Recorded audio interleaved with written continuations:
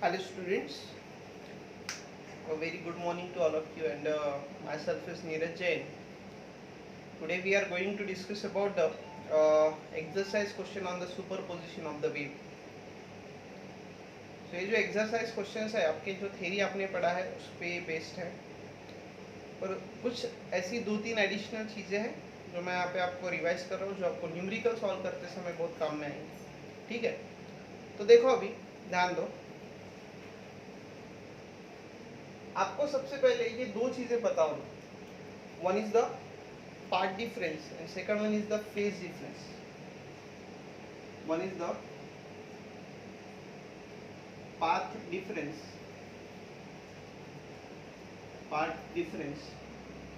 And second one is the phase difference. एक path difference है और एक है फेज डिफरेंस. क्या है? Phase difference. सो इन दोनों में पर्टिकुलरली डिफरेंस क्या है? पार्ट डिफरेंस यानी होता है लीनियर सेपरेशन. पार्ट डिफरेंस यानी क्या होता है? Linear separation. और फेज डिफरेंस यानी क्या होता है? Angular separation. फेज डिफरेंस यानी क्या होता है? Angular separation. ठीक है, पार्ट डिफरेंस यानी लीनियर सेपरेशन, फेज डिफरेंस यानी एंगुलर सेपरेशन. तो अगर फॉर एग्जांपल अगर मैं ये वेव की बात करूंगा, if this is a wave, ठीक है, this part is called as a crust, this part is called as a trough. This part is called as a crust and this part is called as a trough, right? So the distance between the crust or a trough is lambda. Distance between the crust and a trough is lambda. ये आपको पता है. और distance between the crust, two crust और two trough is lambda. तो ये lambda आ गया. ये क्या आ गया आपका? lambda. wavelength आ गया. तो this is the linear separation. This is the linear separation. But what about the angular separation? इन दोनों पॉइंट्स के बीच में कितना एंगल का सेपरेशन है? तो देखो ये वेव ने यहाँ पे कितना एंगल ट्रेस किया है? Pi. One semi circle is equal to pi. इसने भी कितना किया है? पाई. तो पाई प्लस पाई टोटल कितना हो गया? 2 पाई. कितना हो गया? 2 पाई. तो जब पाथ डिफरेंस आपका लैम्बडा है, कितना है पाथ डिफरेंस? लैम्बडा. तो फेज डिफरेंस कितना है? फेज डिफरेंस है 2 पाई का. कितने का है? 2 पाई का. So path difference lambda equal to the phase difference कितना होता है? 2 पाई रेडियन. रेडियन में होना चाहिए. पार्ट डिफरेंस जब लैम्बडा रहेगा तो फेज डिफरेंस कितना रहेगा? 2 पाई रेडियन. 2 pi radian. समझ में आया? ये एक बेसिक चीज आपको पता रहनी चाहिए. ये नोट करके आप लिख लो. Part difference of lambda must be equal to the phase difference of 2 pi. Phase difference of 2 pi. समझे? ओके. और एक होना चाहिए आपको वेव का इक्वेशन. वो तो अपन ने देखा ही है, तो भी एक बार मैं आपको बता देता हूँ. आपको जो इक्वेशन ऑफ वेव है वो सेकंड नोट में आपको लिखना है. नोट में second point, note 2. Note 2 is the equation of wave. Equation of wave. Equation of wave क्या है? y equal to a sin 2 pi t upon t minus x upon lambda. ये wave का equation है. t upon t minus x upon lambda. तो t is what? t is the time period. t क्या है? Time period. And lambda is what? Lambda is the wavelength. t time period है और lambda क्या है? Wavelength है. किसका wavelength? Wave का. किसका वेवलेंथ? वेव का. t is the time period and lambda is the wavelength of the wave. wavelength of the wave. समझ में आया? तो ये एक वेव का इक्वेशन आपको ध्यान में रखना है. a यानी होता है एम्पलीट्यूड. a क्या होता है? एम्पलीट्यूड. समझ में आया? a is what? a is the amplitude. समझे? कोई डाउट? x होता है डिस्टेंस, x क्या होता है? डिस्टेंस, ठीक है। तो ये वेव का इक्वेशन कौन सा है? ट्रैवलिंग अलोंग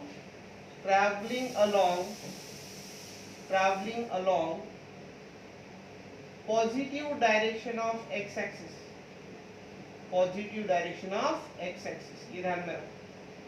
वेव का इक्वेशन कौन सा है? Travelling along positive direction of x axis.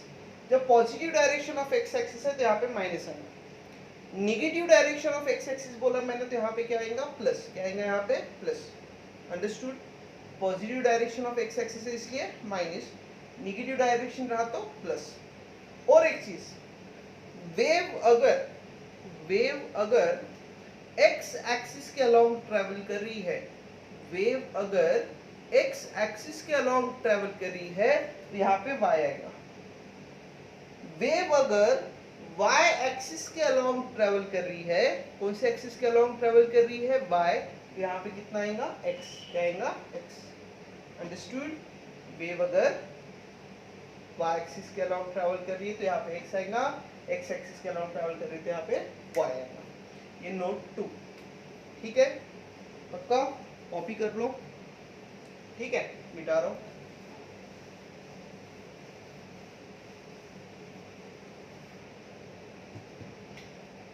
Note 3 ध्यान में रखो, ये फॉर्मूलेज है, ऐसे समझ के ले। तो अगर आपका स्टेशनरी वेव फॉर्म होता है तो 3 जगह के लिए स्टेशनरी वेव है। एक है स्ट्रिंग, एक है pipe closed at one and, एक है pipe open at both the ends, ठीक है? स्टेशनरी वेव की बात करेंगे तो ये स्टेशनरी वेव के लिए,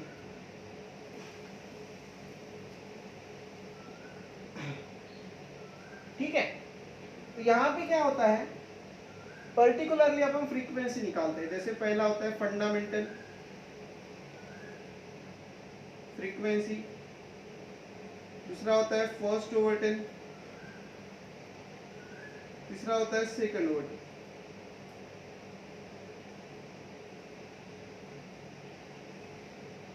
ठीक है? तो स्ट्रिंग के बारे में अगर आप बात करेंगे तो आता है 1/2L under root of T by M। Under root of क्या है? T by M। T यानी टेंशन, M मतलब होता है मास पर यूनिट लेंथ और लीनियर डेंसिटी भी बोलते हैं। तो एक नोट आप अच्छे तरीके से ध्यान में रखो, आपको अगर बोला है wire is made up of the same material, wire कैसे बना है? सेम मटेरियल से बना है, तो M is same for both the wires, M is same for the both the wires। कब? जब ये मेंशन है wire is made up of the same material, तो M की वैल्यू क्या रहेंगी? सेम रहेंगी। क्या रहेंगी? सेम। ठीक है? इसके लिए क्या है? Fundamental frequency V/4L। क्या है? V/4L, V/4L। इसके लिए कितना है? V/2L। कितना है? V/2L। समझे? कोई डाउट किसी को? नहीं। अगर होगा तो आप मैसेज कर देना। फर्स्ट ओवरटेन के लिए फ्रीक्वेंसी आती है 2n, यहाँ पे आती है 3n, यहाँ पे आती है 2n। फर्स्ट ओवरटेन के लिए कितना आती है? 2n, 3n, 2n, 2n, 3n, 2n। Second overturn के लिए आती है यहाँ पे 3n, यहाँ पे आती है 5n, यहाँ पे आती है 3n। समझे? ये पर्टिकुलरली बुक में बराबर फॉर्मूले उतारो। ठीक है? चलो मिटा दूं। समझा इतना आपको? ओके, तो देखो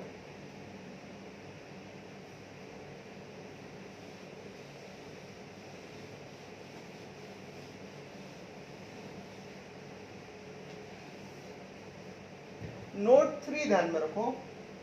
नोट 3 जो है, नोट 4 सॉरी, वो है बिट फ्रीक्वेंसी के लिए।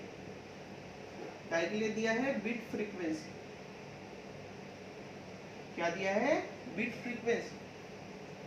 बिट फ्रीक्वेंसी हमेशा कैसे निकालते हैं? एक तो n1 minus n2। Beat frequency कैसे निकालते हैं?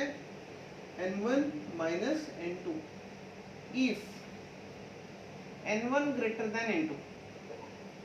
n1 माइनस n2 निकालते हैं अगर n1 किससे बड़ा है? n2 से बड़ा है।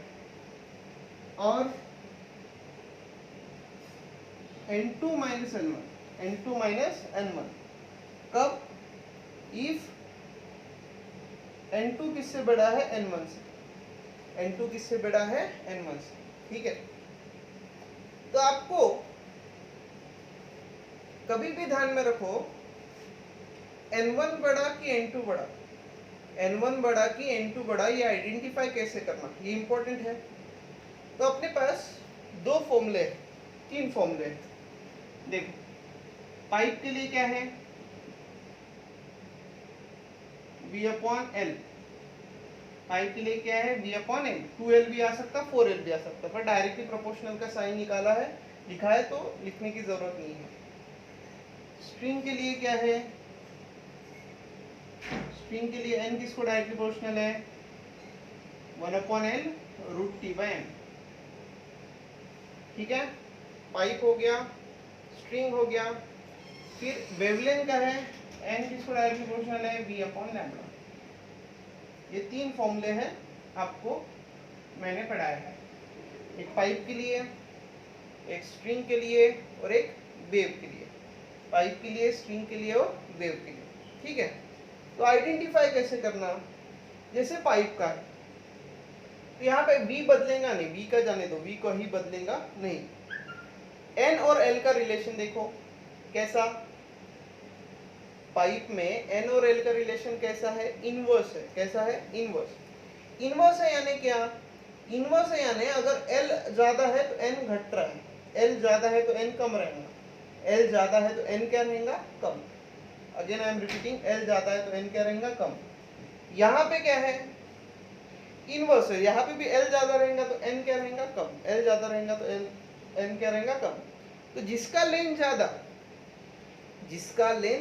ज्यादा उसकी फ्रीक्वेंसी कम, जिसका लेंथ ज्यादा उसकी फ्रीक्वेंसी कम। तो नोट क्या है? पाइप और वायर, पाइप और wire having higher length will be lesser frequency, will be of lesser frequency। समझा? जिसका लेंथ ज्यादा उसकी फ्रीक्वेंसी कम। फिर n और लैम्बडा का देखो, तो लैम्बडा जिसका लैम्बडा ज्यादा उसकी फ्रीक्वेंसी कम। सेम वेव के लिए, wave having more wavelength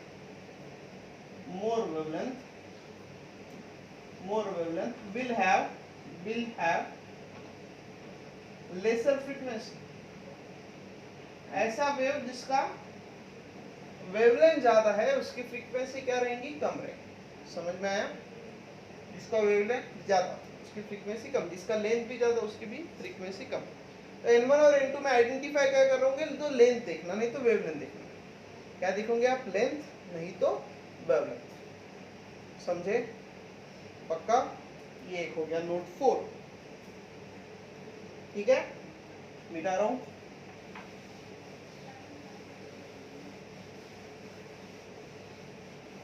note 5 ध्यान में रखो, नोट 5। ठीक है, आपको अगर फॉर एग्जांपल उन्होंने सुपरपोजिशन पूछा है, दो वेव का सुपरपोजिशन जब होता है तो रिजल्टेंट क्या आता है? अंडर रूट में amplitude a1 square plus a2 square plus 2a1 a2 cos phi। दो इक्वेशन अपन ने लिए थे, याद है आपको? एक था a1 sin ओमेगा t, एक था x2 किसकी इक्वल था? a2 sin omega t plus phi। समझे? तो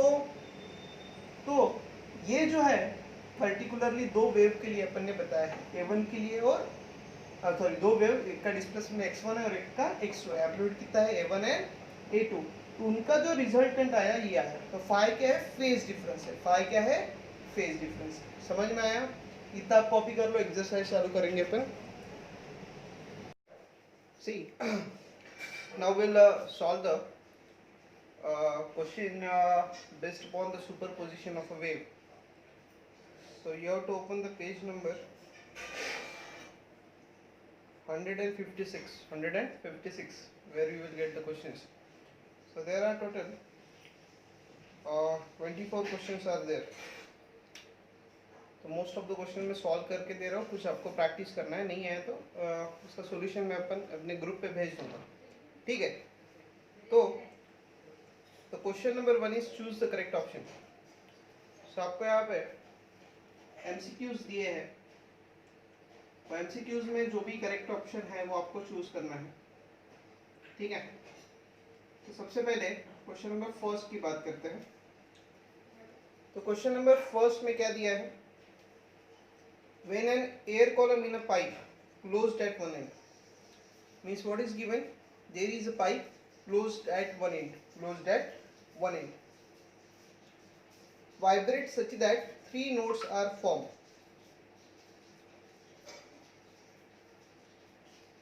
The frequency of its vibration is dash dash dash times the fundamental frequency. एक पाइप है जो एक एंड से कैसा है, क्लोज्ड है, कैसा है, क्लोज्ड, और उसमें जो है 3 नोड्स फॉर्म हो रहे हैं। कितने नोड्स फॉर्म हो रहे हैं, 3 nodes. So what you have to calculate, you have to calculate the relation between the fundamental frequency and the overturn that is formed in a pipe closed at one end. पर कौन से number का overturn है ये आपको mention नहीं है, बस इतना ही मेंशन है कि 3 नोड्स उसमें फॉर्म हो रहे हैं। कितने नोड्स उसमें फॉर्म हो रहे हैं, 3 नोड्स उसमें फॉर्म हो रहे हैं। तो अपन देखेंगे, देख तो अपन एक पाइप लेंगे, ये पाइप एक एंड से क्लोज्ड है, एक एंड से कैसा है, क्लोज्ड, 3 नोड फॉर्म हो रहे हैं इसमें,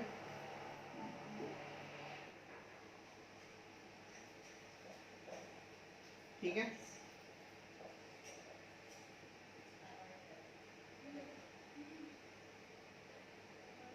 देख, this is one node, this is another node, this is another node. There are how many nodes? 3 nodes are there. How many nodes are there? 3 nodes are there. तो figure से तो ये पता चलता है, आप अगर प्रीवियस फिगर देखोगे जो अपन ने पढ़े हैं, तो this is the second overturn. Which overturn? Second overturn. So यहाँ पे when 3 nodes are formed, we will obtain second overturn of the pipe closed at one end. कौन सा ओवरटर्न फॉर्म होता है, सेकंड ओवरटर्न। कौन सा ओवरटर्न फॉर्म होता है, सेकंड ओवरटर्न। तो अपने को इतना तो पता है, frequency of second overturn is 5 times of fundamental frequency.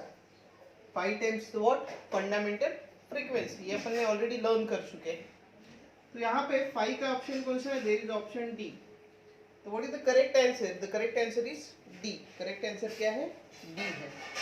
समझ में आया? कोई डाउट? देख लो एक बार। फिर अपन क्वेश्चन नंबर सेकंड लेंगे।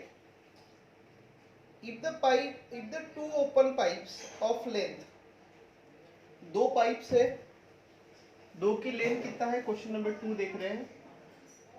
एक की लेंथ कितना है, 50 सेंटीमीटर, और एक की लेंथ कितना है, 51 सेंटीमीटर। कितना है, 51 सेंटीमीटर। ये गिवन है। कितने बीट्स प्रोड्यूस कर रहे हैं वो, कितने बीट्स प्रोड्यूस कर रहे हैं, तो टोटल 7 बीट्स। तो what is the beat frequency here, beat frequency beat frequency equal to 7। Beat frequency किसके इक्वल है? 7 के इक्वल है, बराबर। तो बिट फ्रीक्वेंसी कैसे निकालते हैं? एक तो n1 माइनस n2, नहीं तो n2 माइनस n1, ऐसे निकालते हैं। तो मैंने आपको एक चीज बताई है, n जो है l के साथ इनवर्स रिलेशन है। n और l का रिलेशन कैसा है? इनवर्स है ना। तो अगर यहाँ पे देखो L1 बड़ा है कि L2? L2 बड़ा है L1 से। L2 किससे बड़ा है? L1 से। L2 अगर बड़ा है तो N2 छोटा रहेगा, N2 will be lesser than N1. What is given? N1 minus N2 equal to कितना है? 7। इक्वल टू कितना हो जाएगा? 7। समझे? N1 minus N2 equal to 7। N क्या होता है? V upon lambda. N1 क्या होगा? V upon lambda 1। N2 क्या होगा? V upon lambda 2 equal to 7। अपने को वहां पे V निकालना है। क्या निकालना है अपने को? V। तो कैसे करेंगे? V कॉमन आएगा 1 upon lambda 1। What is the value of, sorry,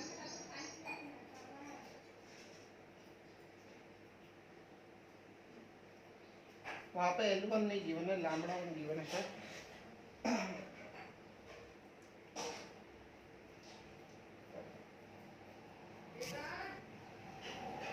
हाँ, तो यहाँ पे आपको लाइन, हाँ सॉरी, पाइप्स है ना। पाइप्स का फॉर्मूला क्या है?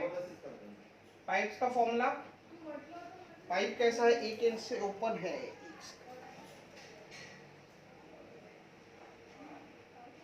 ओपन पाइप है। तो यहाँ पे कितना आएगा? V अपॉन 2 L1 आएगा, यहाँ पे V अपॉन 2 L2 आएगा। V/2 इज कॉमन, इधर कितना आएगा फिर? L2 minus L1 upon L1 into L2 equal to कितना हो जाएगा? 7। कितना हो जाएगा? 7। ठीक है। तो यहाँ पे जाऊंगा, फिर देखो V अपॉन 2, what is the value of L2? 51। 51 minus 50 is 1। What is L1? L1 is 50 into 51 equal to कितना हो जाएगा? 7। कितना हो जाएगा? 7। समझ में आया? क्रॉस मल्टीप्लाई करो, वो सेंटीमीटर में है। 7 इंटू 2 इंटू 50 100, 100 इंटू 51 5100। क्या होगा ये? 7 1 जा 7, 7 5 जा 3500 सेंटीमीटर पर सेकंड। सेंटीमीटर पर सेकंड। तो v की वैल्यू कितना हुई? 35700 सेंटीमीटर पर सेकंड। 35700 सेंटीमीटर पर सेकंड। समझ में आया? कोई डाउट? पहला। दूसरा, L1 बड़ा के L2 वो गिवन था, उससे अपन ने N2 बड़ा के N1 निकाला। दोनों का डिफरेंस किससे इक्वेट किया? 7 से। पाइप कैसा था? ओपन गिवन था, इसलिए n का वैल्यू क्या था? V upon 2L। V upon lambda नहीं, वो कब लगता है? जब वेव गिवन में है। यहाँ पे पाइप के लिए, काय के लिए? यहाँ पे पाइप के लिए। समझे क्या? देख लो, कॉपी करो। ठीक है, मिटा रहा हूँ।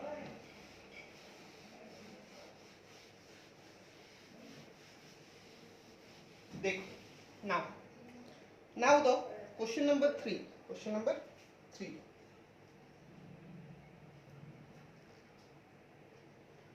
तो क्वेश्चन नंबर 3 में क्या गिवन है? देखो यहाँ पे,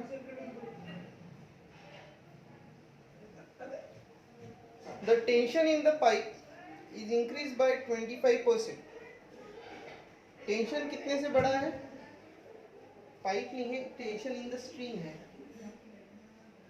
sorry tension in the wire है, P on a wire. So tension कितने से बढ़ा है? 25% से। वायर यानी कि स्ट्रिंग, वायर यानी कि क्या? स्ट्रिंग। टेंशन 25% से इंक्रीज हुआ, मीन्स व्हाट? तो अपन क्या करेंगे? T1 लेंगे। T1 is the initial tension. T1 क्या लेंगे अपन? Initial tension. ठीक है। T2 क्या लेंगे अपन? Final tension. T2 क्या लेंगे अपन? Final tension. तो T2 कितना हुआ? T2 is the T1 plus 25/100 of T1। 25% से बढ़ा ना, तो T1 लेने का प्लस 25/100 ऑफ T1, तो ये कितना होगा T2? T2 हो जाएगा 100 T1 plus 25 T1, 125 T1 upon 100, ठीक है। तो T2 अपॉन T1 कितना हुआ? 1.25 हुआ कि नहीं? T2 अपॉन T1 कितना हुआ? 1.25 हुआ। तो आपको फ्रीक्वेंसी निकालना है। क्या निकालना है आपको? फ्रीक्वेंसी। तो what is the formula we have? n is directly proportional to root t, law of string में अपन ने पढ़ा था। n2/n1 must be equals to under root of t2 upon t1। n2/n1 under root t2/t1 का value कितना है? 1.25। कितना है? 1.25, बराबर। तो n2 कितना होगा? Under root of 1.25 n1। अब जब भी आपको स्क्वायर रूट ऑफ 1.25 अगर नहीं भी पता है तो ऐसे समय में ऑप्शन टैली करना। क्या टैली करना? ऑप्शन। तो वहां पे जो ऑप्शन देके है, पहला ऑप्शन कितना देके है देखो वहां पे। The first option is 0.8। 1.25 का स्क्वायर रूट 0.8 आ ही नहीं सकता। 1.25 का स्क्वायर रूट हमेशा 1 से ज्यादा रहेंगे। दूसरी बात क्या है? दूसरी बात है 1.12, ये आ सकता है। तीसरा ऑप्शन देखो 1.25, ये तो आ ही नहीं सकता। और 1.25 1.56 इज इम्पॉसिबल। तो what is the correct answer? Correct answer is 1.12। 1.12, the B is correct. तो n2 कितना हो जाएगा? 1.12 टाइम्स n1। n2 कितना हो जाएगा? 1.12 टाइम्स n1। समझे? कोई डाउट किसी को? ठीक है, देखो मिटा दो। देखो देखो, फिर फोर्थ एमसीक्यू है। फोर्थ एमसीक्यू ध्यान दो यहाँ पे। क्या दिया है? Which of the following equation represent a wave traveling along a y-axis? Wave कहाँ पे ट्रैवल कर रही है? y-axis के along ट्रैवल कर रही है। तो ये तो बहुत आसान है आइडेंटिफाई करना, क्योंकि मैंने आपको बताया कि जब वेव x एक्सिस के along स्टार्ट होती जाती है तो इक्वेशन y से स्टार्ट होता है। कहाँ से स्टार्ट होता है? y। तो यहाँ पे क्लियरली मेंशन है वेव जा रही है y एक्सिस के along। तो इक्वेशन कहाँ से स्टार्ट होगा? x से। कहाँ से? x के। तो एक ही ऑप्शन वहाँ पे दिया है, x equal to a sin ky minus omega t. तो आप जो इक्वेशन है ky माइनस ओमेगा टी, ये कैसे है यार? तो आप ध्यान में रखो। देख, आपका इक्वेशन में y इक्वल टू क्या है? a sin 2 pi t upon t minus x upon lambda, ठीक है। इसको आप ऐसे भी लिख सकते हो, y equal to a sin 2 pi x upon lambda minus t upon t. ऐसा भी आप ये इक्वेशन को लिख सकते हो, कोई भी फर्क गिरता नहीं है, ठीक है। अब y a sin 2 pi x upon lambda minus 2 pi T upon T, बराबर। तो 2 पाई अपॉन लैम्डा की जगह k डालते हैं। k को अपन बोलते हैं प्रोपोगेशन कांस्टेंट। क्या बोलते हैं? Propagation constant. 2 pi upon T की जगह आप ओमेगा पे डाल सकते हैं, ठीक है, कुछ भी डाल सकते हैं। 2 पाई n भी लिख सकते हैं। आ गया? अब ये x एक्सिस के अलोंग है ना, तो यहाँ से y आया। अब y एक्सिस के अलोंग जाएंगे तो यहाँ पे x आएगा और यहाँ पे y आ जाएगा। तो इक्वेशन क्या होगा? x a sin ky minus omega T. क्या आ गया आपका इक्वेशन? क्या आ गया आपका ये इक्वेशन? कुछ भी नहीं किया, ये 2 पाई को अंदर डाला है उन्होंने, इसको इंटरचेंज किया है। 2 पाई अपॉन लैम्डा की जगह क्या डाला है? k। क्या मेंशन है? k mention. समझ में आया? कोई डाउट किसी को? ठीक है, ये क्वेश्चन नंबर 4 का सॉल्यूशन एक बार कॉपी कर लो।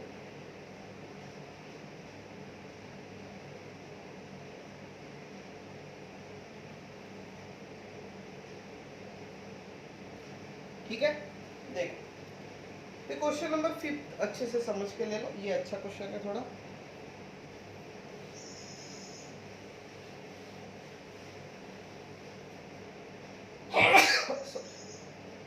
देख ध्यान,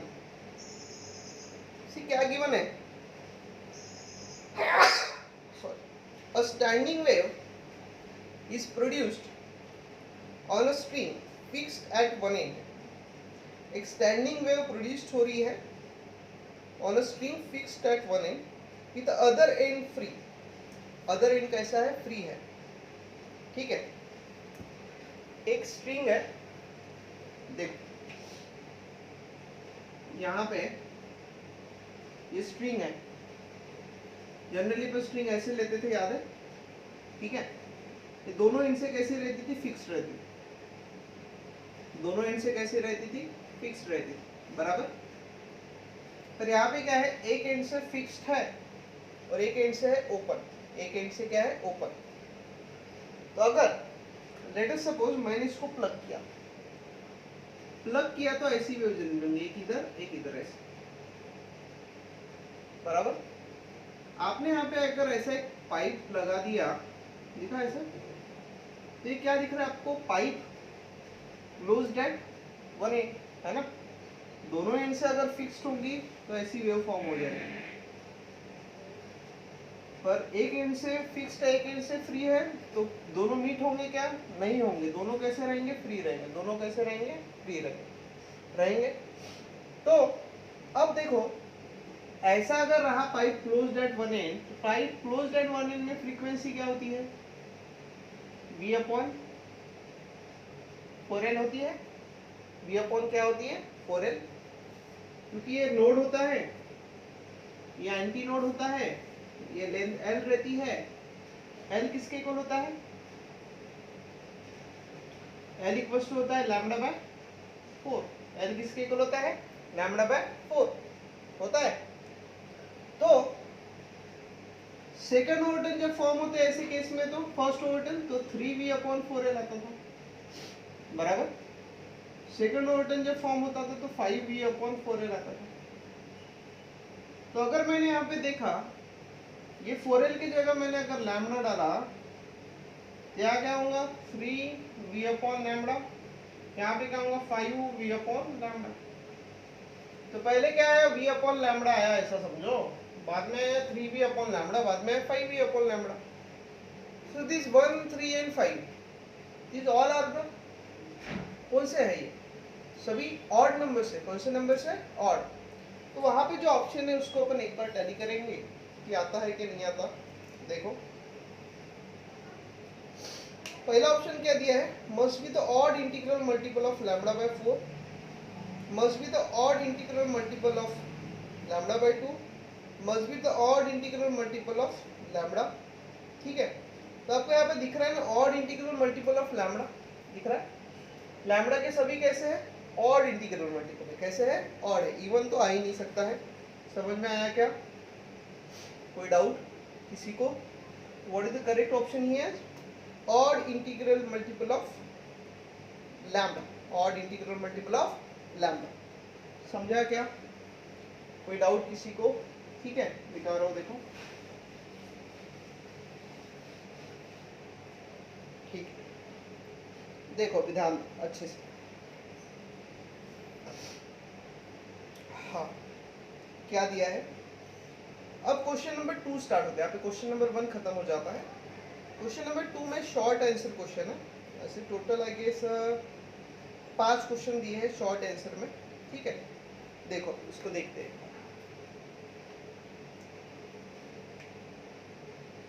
क्वेश्चन नंबर 2 का फर्स्ट. क्वेश्चन नंबर 2 का फर्स्ट. तो देखो ध्यान दो. A wave represented by the equation y equal to a sin bx plus ct. Given that a, b, c are the constant, what can you tell in which direction the wave is moving? देखो, y equal to क्या equation दिया है? a sin bx minus ct. This is the equation given.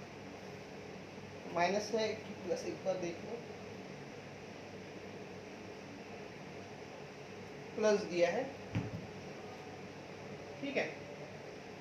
तो A B C क्या है? Constant दिए. क्या दिए है ये? कांस्टेंट. तो आपको ये गेस करना है और प्रेडिक्ट करना है कि कौन सी डायरेक्शन में वेव जा रही है। तो देखो अभी ध्यान दो, अब वहां पे क्या है, y है, तो वेव जा रही है along x एक्सिस। कैसे जा रही है? along x axis. अब positive direction of x axis की negative direction of x axis वो कैसे आइडेंटिफाई करेंगे? तो देखो यहाँ पे बीच में क्या दिया है आपको? प्लस दिया है। बीच में अगर प्लस दिया है तो वेव कैसे जाएंगी? Along the negative direction of x axis. कैसे जाएंगे? अलोंग द, मैंने आपको बताया यहाँ पे प्लस आया तो negative direction of x axis, minus आया तो positive direction of x axis. तो यहाँ पे क्या होगा? Wave is traveling along negative direction of x axis. कैसे ट्रैवल कर रहा है वो? Negative direction of x axis. समझ में आया? कोई डाउट किसी को? वेव कैसे ट्रैवल कर रहा है? along the negative direction of x axis. ठीक है, तो देखो समझा आपको? अगर माइनस रहता तो positive direction of x axis. देखो, a string fixed at two end and is vibrating in its fundamental mode। Question number 2 देख रहे हैं अपन। स्ट्रिंग क्या है? फिक्स्ड है at the two end and is vibrating in its fundamental mode, और वो खुद के फंडामेंटल मोड्स पे वो वाइब्रेट हो रही है। It is known that two ends will be at rest। It is known that two ends will be at rest। मतलब ये स्ट्रिंग दिया है,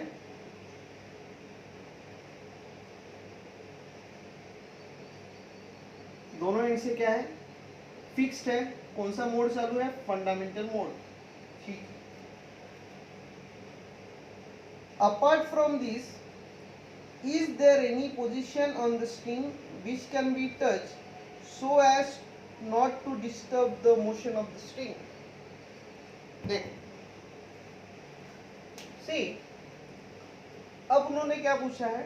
ये दो पॉइंट्स के अलावा, ये दो पॉइंट्स के अलावा ऐसे कोई पॉइंट्स है क्या कि जहां पे आपने प्लग करोगे और स्ट्रिंग डिस्टर्ब नहीं होगी? मतलब मैंने अगर यहाँ पे उसको प्लग किया, यहाँ पे क्या किया? उसको प्लग, तो स्ट्रिंग डिस्टर्ब होंगी क्या नहीं होंगी? आपका क्वेश्चन है। समझ में आया? तो अब देखो, आप कोई भी पॉइंट पे अगर प्लग करोगे तो स्ट्रिंग तो डिस्टर्ब होंगी। कोई भी पॉइंट पे आप क्लिक करोगे तो स्ट्रिंग क्या होंगी? डिस्टर्ब। बस यहाँ पे क्लिक करोगे तो कुछ भी फर्क नहीं गिरेगा, क्योंकि यहाँ से ऑलरेडी फंडामेंटल मोड चालू है। तो ये पॉइंट से ही आपने वेव प्रोड्यूस किया, तो यहाँ पे कोई भी दिक्कत नहीं आएगा। यहाँ पे आप कितना भी टच करो वेव डिस्टर्ब होगी नहीं। पर बीच में कोई भी पॉइंट पे आप टच करो वेव डिस्टर्ब होगी, और ये पॉइंट भी ऐसा, यहाँ पे वेव डिस्टर्ब होगी क्या? नहीं। सो दो एंड्स के अलावा ऐसे कोई भी पॉइंट नहीं है जहां पे वेव डिस्टर्ब नहीं होगी। तो उसका आंसर क्या है? इस बोला है तो नो। उसका आंसर क्या है? नो। समझ में आया? क्वेश्चन क्या था? क्वेश्चन था अपार्ट फ्रॉम दिस टू, कौन से दिस टू? जो पॉइंट फिक्स है। Is there any position on the string which can be touched so not to disturb the motion of the string? ऐसा कोई पोजीशन है क्या दोनों के अलावा जहां पे स्ट्रिंग डिस्टर्ब नहीं होंगी? तो ऐसा कोई भी पोजीशन नहीं है। No is the correct answer. What will be the answer of this question if the string is vibrating in the first and second order? First and second order। तो first and second order में अगर vibrate हो रहा है तो देखो ये first order में, देख, तो ये दो पॉइंट के अलावा ऐसा कोई पॉइंट है क्या जहां पे अपन स्ट्रिंग को धक्का मारेंगे और स्ट्रिंग डिस्टर्ब ना हो? तो है, ये पॉइंट है। देखो यहाँ पे आपने स्ट्रिंग को पुश भी किया तो भी स्ट्रिंग डिस्टर्ब होगी क्या? नहीं होगी। यहाँ पे अगर अपन बात करेंगे सेकंड ऑर्डर की, तो ये दो पॉइंट के अलावा ये दो और पॉइंट मिल जाएंगे जहां पे स्ट्रिंग डिस्टर्ब नहीं होंगी। जहां पे ये मीट होते हैं ना, वो पॉइंट को आपने प्लग भी किया तो भी स्ट्रिंग डिस्टर्ब नहीं होती। समझ में आया क्या? तो ये दो पॉइंट, यहाँ पे आंसर नो रहेगा और उसका आंसर क्या रहेगा? एस। ये पॉइंट्स है, points where motion of a string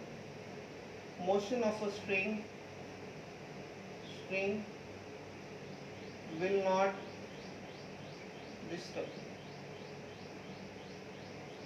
समझा? ये पॉइंट लो, नहीं तो ये पॉइंट लो, इन बिटवीन रहते हैं, तो ऐसा लिखना है आपको, in between these 2 points, that is the end points, there are some points where the string motion will not be disturbed in a first and second order. First and second order में वो point मिलेंगे, fundamental modes में आपको वो point मिलेंगे क्या?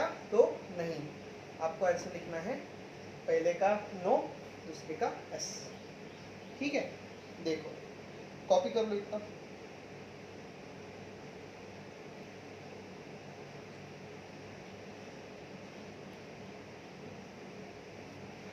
मिटा लो. क्वेश्चन नंबर 3 देखो. Third is what are the harmonics and overtone. Question number 3 क्या है? हार्मोनिक्स यानी क्या और ओवरटन यानी क्या. ठीक है, तो क्वेश्चन नंबर 3 देख लो. Question number 3,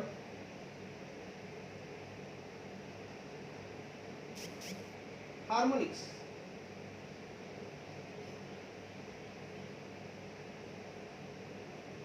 C,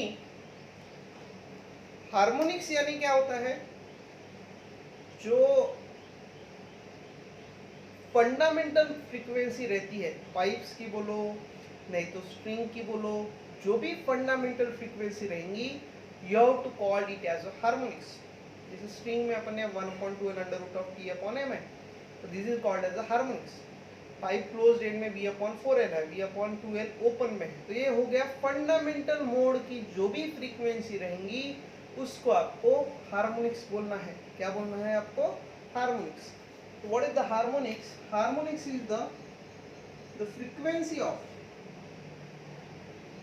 frequency of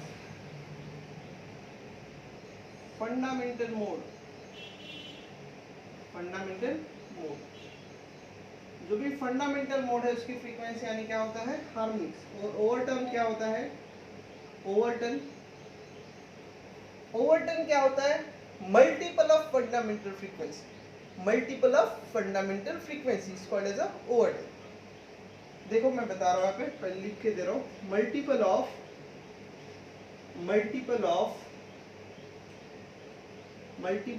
fundamental frequency. किसका मल्टीपल है? फंडामेंटल फ्रीक्वेंसी का. जैसे मैंने आपको बोला फर्स्ट ओवरटर्न, तो जैसे मैंने बोला 3N क्लोज्ड पाइप के लिए. सेकंड ओवरटर्न कितने बोला? 5N.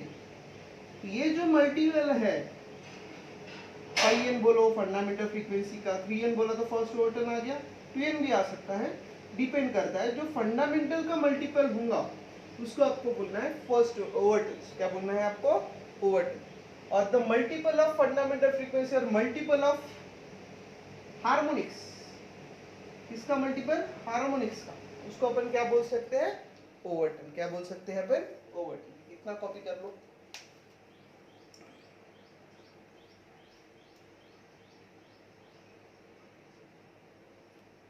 देखो हो गया. ध्यान. Now the question number 4. क्या है question number 4? For a stationary wave set up on a string having a both ends fixed, what is the ratio of fundamental frequency to the second harmonic? Fundamental frequency to the second harmonic. मतलब एक string में वो stationary wave form कर रहे हैं, तो fundamental frequency mode की frequency और सेकंड हार्मोनिक की फ्रीक्वेंसी का आपको रेशियो निकालना है. तो देखो स्ट्रिंग की बात करेंगे. ये क्वेश्चन नंबर कौन सा है? 4 है. For string, frequency of fundamental mode. क्या है frequency of fundamental mode? n equals to है 1/2L under root of T है, इसको n बोलते हैं. बराबर. सेकंड हार्मोनिक की क्या फ्रीक्वेंसी होती है? सेकंड हार्मोनिक बोला तो 2n, थर्ड हार्मोनिक बोला तो 3n. एन डैश क्या हो जाएगा 2n हो जाएगा, क्या हो जाएगा 2n।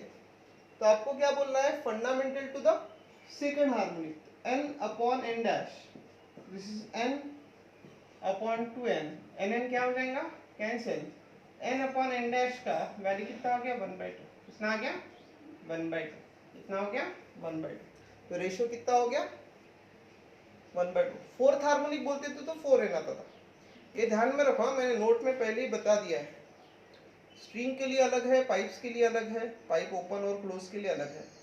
फंडामेंटल मोड बोला तो ओरिजिनल फ्रीक्वेंसी, फर्स्ट ओवरटर्न बदल जाएगा, जैसे क्लोज पाइप है तो फर्स्ट ओवरटर्न 3n आता, ओपन पाइप है तो फर्स्ट ओवरटर्न 2n आता, तो वो अच्छी तरीके से एक बार देख लेना, ठीक है, तो कॉपी कर लो।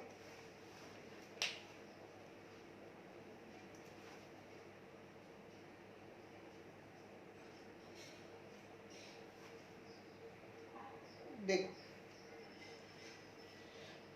नेक्स्ट क्या दिया है, मिटा लो। Question number 5, question number 5,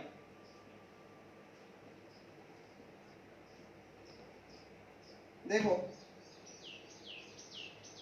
the amplitude of wave represented by y equal to कितना है 0.2 sine of 4 pi t upon 0.08 minus x upon 0.8। क्वेश्चन क्या है, find the wavelength, frequency and amplitude. Wavelength निकालना है, फ्रीक्वेंसी निकालना है और एम्पलीट्यूड निकालना है। तो ये वेव का इक्वेशन है जो मैंने आपको पहले ही बताया था, तो उसको वो फॉर्म में कन्वर्ट करो। वेव का इक्वेशन क्या है, y equal to a sine 2 pi t upon t minus x upon lambda, ये वेव का इक्वेशन है। अब उसको ऐसे लिखो करो, y equal to 0.2 sine 4 pi है ना, तो 2 पाई लिखो, तो 2 पाई इधर लिखा तो अंदर 2 जाएगा, 2t 0.08 माइनस 2x अपॉन 0.8 लिख सकते हैं ना अपन। तो 2 4 पाई था तो 2 पाई इंटू 2 से मल्टीप्लाई कर दिया, तो ये कितना हो जाएगा 4 हो जाएगा, ये कितना हो जाएगा 4 हो जाएगा, ठीक है। यहाँ पे देखो 0.2 sine of 2 by t upon t ना, टी की जगह कितना 0.04, लैम्बडा की जगह कितना 0.4, टी की जगह 0.04, लैम्बडा की जगह कितना हो जाएगा 0.4 आ गया। कंपेयर करके यहाँ पे टी है तो यहाँ पे 0.04 है, यहाँ पे लैम्बडा है तो यहाँ पे 0.4 है। तो आपको निकालना क्या है, वेवलेंथ निकाल लिया, फ्रीक्वेंसी निकालना है, n का वैल्यू क्या होता है 1/t, n equals to 1/t, t कितना है 0.04, ये कितना हो जाएगा 25 हर्ट्ज आ जाएगा, कितना आ जाएगा 25 हर्ट्ज।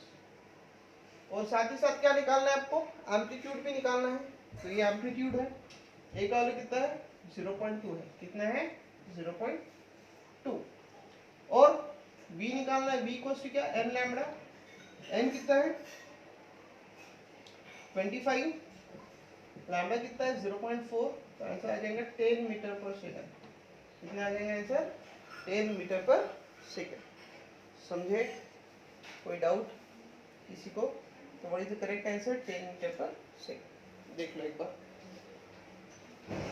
ठीक है, मिटा दो। क्वेश्चन नंबर 5 हो गया, ठीक। तो देखो यहाँ पे क्वेश्चन नंबर 2 भी कंप्लीट होता है, जो शॉर्ट आंसर क्वेश्चन का था। क्वेश्चन नंबर 3 से लॉन्ग आंसर क्वेश्चन है, तो लॉन्ग आंसर क्वेश्चन मेरे को जहाँ पे लिख के देने की जरूरत है मैं वहाँ पे लिख के दूंगा, जहाँ पे नहीं है वहाँ पे नहीं दूंगा, ठीक है। तो state the characteristics of progressive wave, question number 3 है, state the characteristics of progressive wave. तो प्रोग्रेसिव वेव, आपने देखो 2 वेव पढ़े थे, एक था ट्रांसवर्स और एक क्या था लॉन्जिट्यूडिनल वेव था, क्या था एक था ट्रांसवर्स और एक क्या था लॉन्जिट्यूडिनल। तो ट्रांसवर्स और लॉन्जिट्यूडिनल वेव मिला के ही प्रोग्रेसिव वेव बनते हैं, क्या बनते हैं प्रोग्रेसिव वेव। तो प्रोग्रेसिव वेव के कैरेक्टरिस्टिक्स क्या है, यहाँ पे ध्यान दो, 4 लिखने की जरूरत है, 2 मार्क्स के लिए क्वेश्चन आएगा। देखो कैरेक्टरिस्टिक्स, देखो पहला क्या है, प्रोग्रेसिव मतलब एक ऐसा वेव जो कंटिन्यूअसली ट्रैवल करते रहता है। कंटिन्यूअसली क्या करता है, ट्रैवल करते रहता है मीडियम के अंदर। किसके अंदर ट्रैवल करता है, मीडियम के अंदर। And responsible for the transfer of energy, काय के लिए रिस्पॉन्सिबल है, ट्रांसफर ऑफ एनर्जी। जैसे अपन ने एखादे स्ट्रिंग को प्लग किया तो वेव फॉर्म होता है, मतलब अपन जो एनर्जी दिया है वो ट्रांसफर कर रहा है। तो what is the progressive wave, the wave which is continuously traveling in a medium, which is continuously traveling in a medium and responsible for the transfer of energy। काय के लिए रिस्पॉन्सिबल है वो, ट्रांसफर ऑफ एनर्जी के लिए responsible है। What is the first, a wave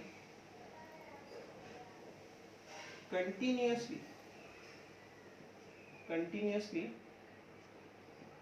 traveling in a medium। Wave क्या हो रहा है, कंटिन्यूअसली ट्रैवल कर रहा है कहाँ पे, medium. And responsible for propagation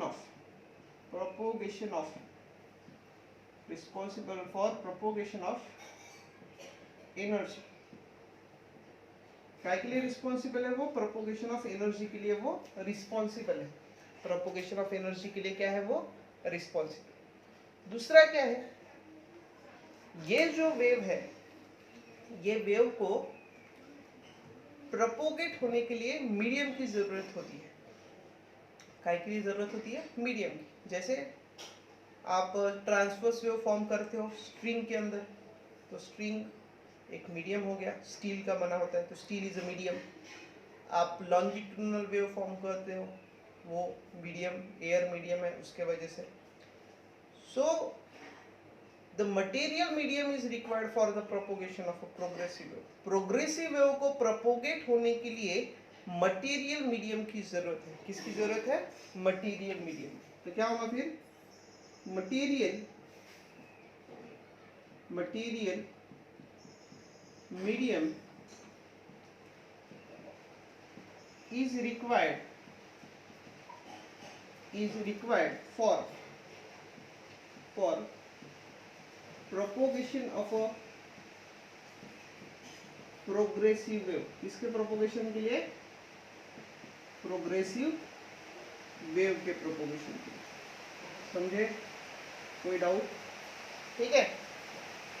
क्या होता है, अब प्रोग्रेसिव वेव किन दो वेव का बना के है, एक है ट्रांसवर्स और एक है लॉन्जिट्यूडनल का बना के। तो अगर आप ट्रांसवर्स और लॉन्जिट्यूडनल की बात करोगे तो ट्रांसवर्स वेव में जो मीडियम है वो 2 पार्ट में डिवाइड होता है, क्रस्ट और ट्रफ। ट्रांसवर्स वेव में जो भी मीडियम है वो 2 पार्ट में डिवाइड होता है, क्रस्ट और ट्रफ। और लॉन्जिट्यूडनल वेव में मीडियम कितने पार्ट में डिवाइड होता है, 2 पार्ट में, कंप्रेशन एंड रेयरफैक्शन। तो progressive wave divides the medium into the 2 parts, either a crust or trough or a compression and a rarefaction. It divides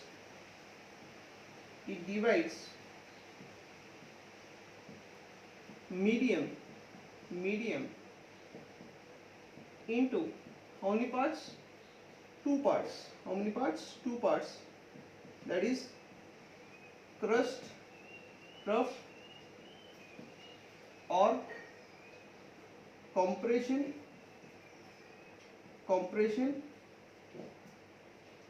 rarefaction। 2 parts में वो divide करता है, क्रस्ट ट्रफ बोलो नहीं तो कंप्रेशन रेयरफैक्शन बोलो, ठीक है। देखो अपन ने देखा था वेवलेंथ क्या होता है, डिस्टेंस बिटवीन द 2 क्रस्ट और 2 ट्रफ होता है वेवलेंथ।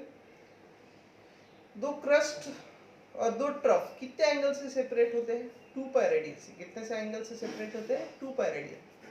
तो उन्होंने क्या बोला, ऐसे दो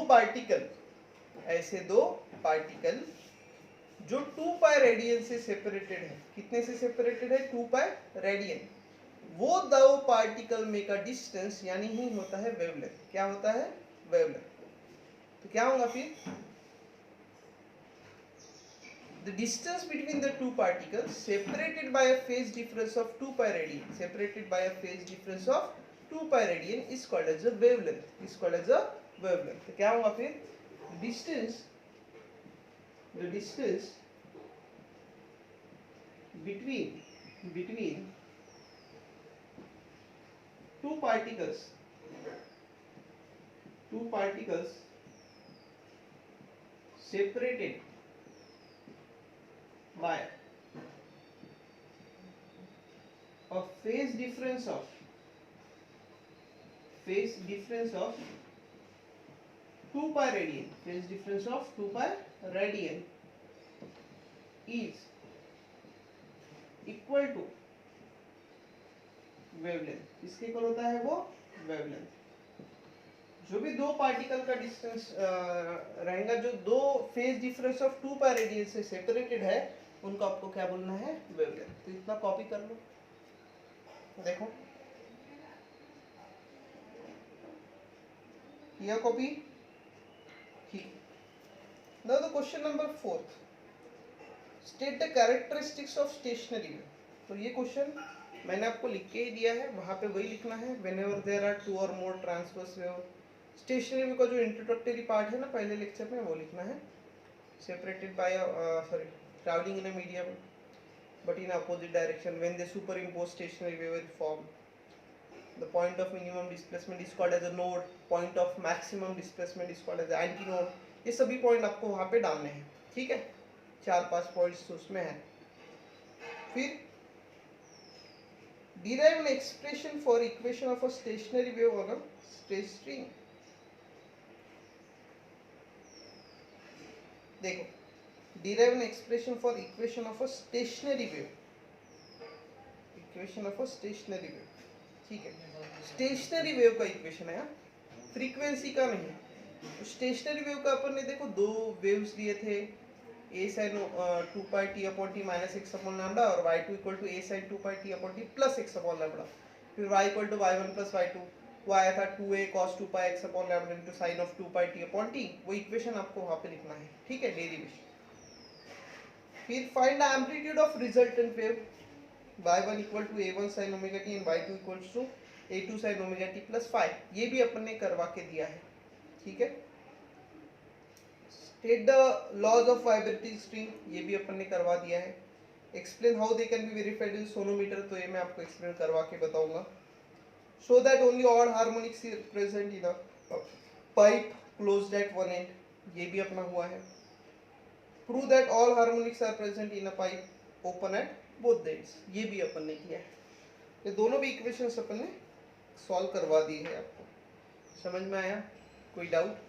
सो यहाँ पे आपको थ्योरी क्वेश्चंस टोटल 9 है, तो 9 में से 9 थ्योरी क्वेश्चंस यहाँ पे कंप्लीट हुए हैं। You have to make the notes and send me the screenshot of that, ठीक है। न्यूमेरिकल पार्ट अपन आगे के लेक्चर्स में पढ़ने वाले हैं। Thank you.